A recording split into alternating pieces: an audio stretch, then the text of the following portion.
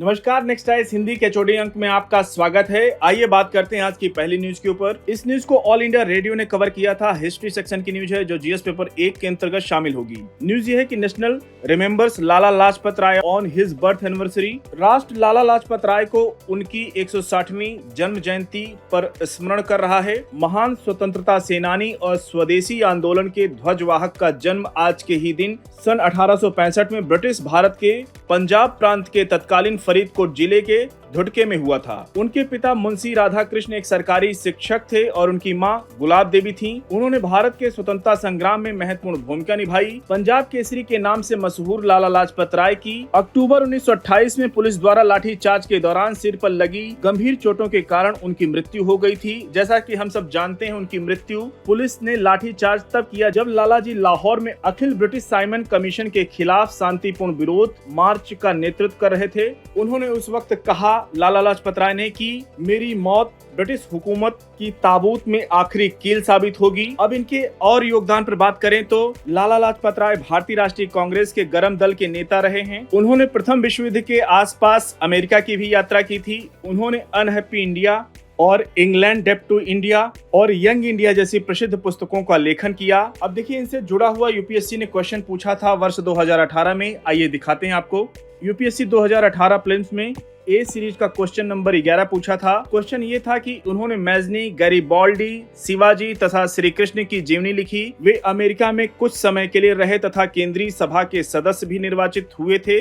वे थे option A Aurobindo Ghosh, option B Bipin Chandra Pal, option C Lala Lajpat Rai, option D Motilal Nehru. कृपया आप लोग इसका उत्तर कमेंट बॉक्स में देने का प्रयास कीजिएगा। अभी भी लोग उतनी संख्या में उत्तर नहीं दे रहे हैं। आप लोगों ने अच्छा प्रयास किया है, काफी लोगों ने सही उत्तर दिया है कल के पूछे गए प्रश्न में। कृपया आप लोग इससे जुड़े रहिए क्योंकि इसमें बेनिफिट आपका ही होने वाला है। आगे आने वाले अंकों में हो सकता है पीवाईक्यू से रिलेटेड एक नए अंक लाने की कोशिश करेंगे। जितना आपका पार्टिसिपेशन होगा, इस दिशा में जितनी रुचि दिखाएंगे, जितना कमेंट करेंगे, उस दिशा में नेक्स्ट आईएएस को लगेगा कि स्टूडेंट को देने की आवश्यकता है तो दिया जाएगा।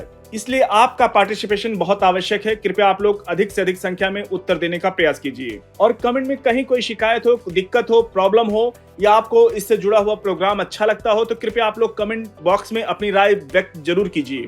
अगली न्यूज की ओर बढ़ेंगे। इस न्यूज को द हिंदू ने कवर किया था अपने पेज नंबर 1 पर और ये आईआर सेक्शन की न्यूज है जो जीएस पेपर 2 के अंतर्गत शामिल होगी। न्यूज ये है कि India China to resume direct flight issue visa.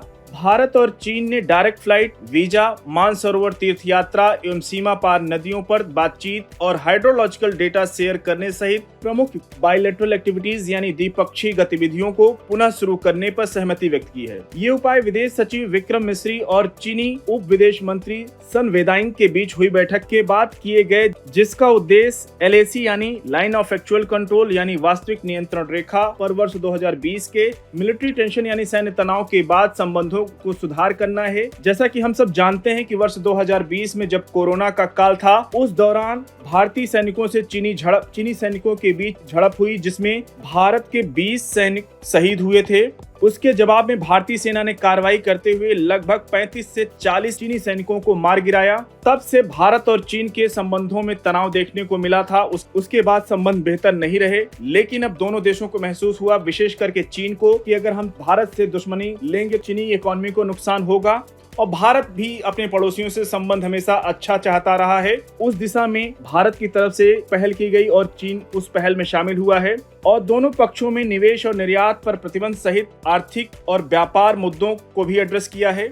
इसलिए इंपॉर्टेंट न्यूज है, इसको अच्छे से कवर कीजिएगा। अगली न्यूज की ओर बढ़ेंगे। इस न्यूज को द हिंदू ने कवर किया था अपने पेज नंबर 1 पर। गवर्नेंस सेक्शन की न्यूज है जो जीएस पेपर 2 के अंतर्गत शामिल होगी। न्यूज ये है कि Uttarakhand adopt uniform civil code launches portal. Uttarakhand समान नागरिक संहिता यानी यूनिफॉर्म सिविल कोड, जिसको की शॉर्ट फॉर्म में यूसीसी के नाम से चर्चा में रहता है, लागू करने वाला पहला भारतीय राज्य बन गया है जो हलाला और तलाक जैसी प्रथाओं पर प्रतिबंध लगाता है और महिलाओं के लिए समान संपत्ति विरासत के अधिकार सुनिश्चित करता है। ये महिलाओं के लिए अगर बात करें तो बहुत अच्छी न्यूज है। यूनिफॉर्म सिविल कोड एक सरकारी पोर्टल के माध्यम से विवाह, तलाक और लिव इन रिलेशन के लिए ऑनलाइन रजिस्ट्रेशन अनिवार्य करता है। यह वसीयत पंजीकरण की भी अनुमति देता है और कई विभागों के डेटा को इंटीग्रेट करता है यानी एकीकृत करता है। पोर्टल आधार आधारित वेरिफिकेशन, आर्टिफिशियल इंटेलिजेंस, ट्रांसलेशन और इमरजेंसी सर्विसेज प्रदान करता है। चेतावनी के बाद उल्लंघन करने पर जुर्माना हो सकता है। और यूनिफॉर्म सिविल कोड यानी समान नागरिक संहिता का उद्देश्य की बात करें तो सभी नागरिकों के लिए एक समान कानूनी ढांचा स्थापित करना है, चाहे उनका धर्म कुछ भी हो। अभी तक महिलाओं के लिए अलग शरीयत का कानून चलता था। सिखों के लिए अगर बात करें, सिखों के धर्म में आनंद मैरिज एक्ट के अंतर्गत शादियां होती हैं और क्रिश्चियन कम्युनिटी के लिए अलग रूल लागू करते थे वो लोग। तो बट अब ये यूनिफॉर्म सिविल कोड लागू होने से एक समान कानूनी ढांचा स्थापित हो सकेगा। देखिए, यूपीएससी पॉलिटी से जुड़े हुए क्वेश्चन पूछता रहा है। अभी आपने देखा होगा यूपीएससी प्रीलिम्स 2024 में तो कई क्वेश्चन आर्टिकल बेस्ड पूछे थे। यूपीएससी कभी पार्ट यानी भाग से क्वेश्चन नहीं पूछता था, लेकिन अब भाग से भी पूछने लगा है, इसलिए इंपॉर्टेंट है। कोई भी पॉलिटी रिलेटेड आप प्रोविजन पढ़ते हैं तो उसके पार्ट को भी जानिए। संविधान के पार्ट 4 यानी भाग 4 में पाया गया कि डीपीएसपी यानी directive principle of state policy के आर्टिकल 44 में कहा गया है कि राज्य पूरे भारत क्षेत्र में नागरिकों के लिए एक समान नागरिक संहिता सुरक्षित करने का प्रयास करेगा। इंपॉर्टेंट न्यूज है, अच्छे से कवर कीजिएगा। अगले न्यूज की ओर बढ़ेंगे। इस न्यूज को इंडियन एक्सप्रेस ने कवर किया था अपने पेज नंबर 8 पर। गवर्नेंस सेक्शन की न्यूज है जो जीएस पेपर 2 के अंतर्गत शामिल होगी। न्यूज ये है कि government's lateral entry scheme politics stall it now case await legal process. Bureaucratic role यानी नौकरशाही भूमिकाओं के लिए बाहरी प्रतिभाओं को अपॉइंटमेंट करने वाली सरकार के लैटरल एंट्री योजना को कोटा की कमी के कारण विरोध का सामना करना पड़ा है। जैसा कि हम सब जानते हैं, लीडर ऑफ अपोजिशन यानी विपक्ष के नेता राहुल गांधी ने लैटरल एंट्री का विरोध किया। लगभग सरकार ने 48 से लेकर 58 वैकेंसीज निकाली थी, रिक्तियां लैटरल एंट्री के थ्रू। ज्वाइंट सेक्रेटरी और ज्वाइंट डायरेक्टर की पोस्ट थी। लेकिन इसमें पाया गया कि जिस तरीके से आप लोग यूपीएससी एग्जामिनेशन की तैयारी कर रहे हैं, आप प्रीलिम्स एग्जाम क्वालिफाई करते हैं तो मेंस एग्जाम देते हैं, मेंस को क्वालिफाई करके आप इंटरव्यू के लिए जाते हैं, फिर उसके बाद आपका फाइनल लिस्ट में नाम आता है, उसके बाद आप ट्रेनिंग करते हैं, उसके बाद 16 साल बाद ज्वाइंट सेक्रेटरी कोई आईएएस ऑफिसर बनता है या ज्वाइंट डायरेक्टर बनता है। लेकिन लैटरल एंट्री के अंतर्गत डायरेक्ट प्राइवेट सेक्टर से कोई, मान लीजिए कि मैं आईसीआईसीआई बैंक में जॉब कर रहा हूं या ओएनजीसी में काम कर रहा हूं या किसी और अदर प्राइवेट संस्था में काम कर रहा हूं, तो वहां से सरकार का कोई करीबी व्यक्ति होगा तो उसकी एंट्री लैटरल एंट्री के रूप में आसानी से ज्वाइंट डायरेक्टर के रूप में अपॉइंटमेंट हो जाता था। लेकिन इसका विपक्ष ने जम के विरोध किया कि ये संविधान के सिद्धांतों का उल्लंघन है। इसीलिए सरकार ने लैटरल एंट्री रिलेटेड जो ये वैकेंसी थी 48 से 58 उसको वापस ले लिया। उसको लगा कि ये समय सही नहीं है और उसी से जुड़ी हुई न्यूज फिर से अभी आई है। देखिए, यहाँ पे संजीव चतुर्वेदी द्वारा वर्ष 2020 में दायर की गई एक कानूनी चुनौती का तर्क है कि यह योजना कॉन्स्टिट्यूशनल प्रिंसिपल यानी संवैधानिक सिद्धांतों का उल्लंघन करती है, क्योंकि यह भारत के संविधान के आर्टिकल यानी अनुच्छेद 309 में उल्लिखित रिक्रूटमेंट प्रोसीजर यानी भर्ती प्रक्रियाओं को दरकिनार करती है। दरकिनार यही है कि यहाँ पे उल्लिखित है कि आप किसी भी कैंडिडेट को ज्वाइंट सेक्रेटरी बनाना है या ज्वाइंट डायरेक्टर बनाना है तो उसको प्रीलिम्स, मेंस और इंटरव्यू और लवासना में ट्रेनिंग के बाद ये पोस्ट दी जाएगी। बट ये डायरेक्ट एंट्री के बाद इसका उल्लंघन हो रहा है इन संवैधानिक सिद्धांतों का। और जिस डिपार्टमेंट के अंतर्गत ये पूरी रिक्रूटमेंट आपकी यूपीएससी की होती है उसको बोलते हैं DOPT, department of personal and training के आर्टिकल 310, जिसमें डॉक्ट्राइन ऑफ प्लेजर के अंतर्गत इसका बचाव करती है। यह मामला जो अब वर्षों से लंबित है, सुप्रीम कोर्ट के पास लंबित है भी, अभी इस पे सुप्रीम कोर्ट डिसीजन देगा। और अगर बात करें मेन कंसर्न यानी मुख्य चिंताओं में, तो हितों का इसमें टकराव, प्राइवेट सेक्टर के कैंडिडेट्स की अपर्याप्त जांच शामिल है, क्योंकि पूरी जांच नहीं की जाती है। ज्वाइंट डायरेक्टर और ज्वाइंट सेक्रेटरी जैसी पोस्ट उसको दे दी जाती है लैटरल एंट्री के माध्यम से। अगली न्यूज की ओर बढ़ेंगे।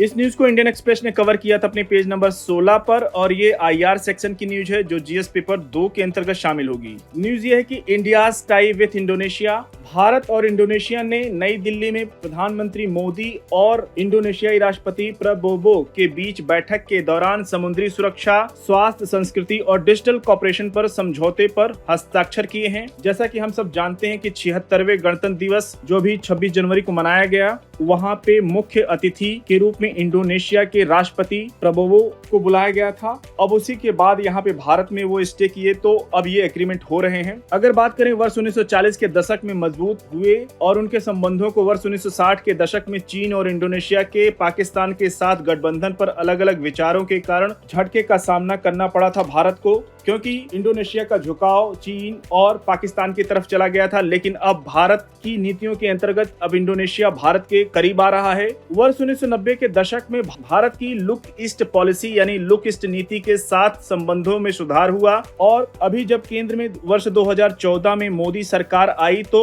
उन्होंने लुक ईस्ट पॉलिसी को बदल कर उन्होंने कहा अब लुक का समय बीत गया है, अब एक्ट का समय आ गया है, अब इस एक्ट करने की आवश्यकता है। इसलिए उन्होंने नाम दिया इस पॉलिसी को एक्ट ईस्ट पॉलिसी के साथ और भी आगे संबंध बढ़े हैं। द्विपक्षीय व्यापार में उछाल आया है। इंडोनेशिया भारत का दूसरा सबसे बड़ा आसियान व्यापारिक साझेदार बन गया है। प्रगति के बावजूद एक्सपर्ट का मानना है कि अभी भी अप्रयुक्त क्षमता है और हाल के समझौतों का उद्देश्य व्यापार, सुरक्षा और डिफेंस कॉर्पोरेशन को मजबूत करना है। कुल मिलाकर के आईआर के लिए आपके पास कंटेंट बढ़ गए हैं, इसलिए इनको अच्छे से कवर कीजिएगा, रिवाइज कीजिएगा। क्वेश्चन यूपीएससी पूछ सकता है। साथियों, आज का HOD अंक को यहीं पर समाप्त करते हैं। मिलते हैं नेक्स्ट अंक में कुछ और इंपॉर्टेंट न्यूज के साथ। तब तक जुड़े रहिए नेक्स्ट आइस हिंदी के साथ। धन्यवाद।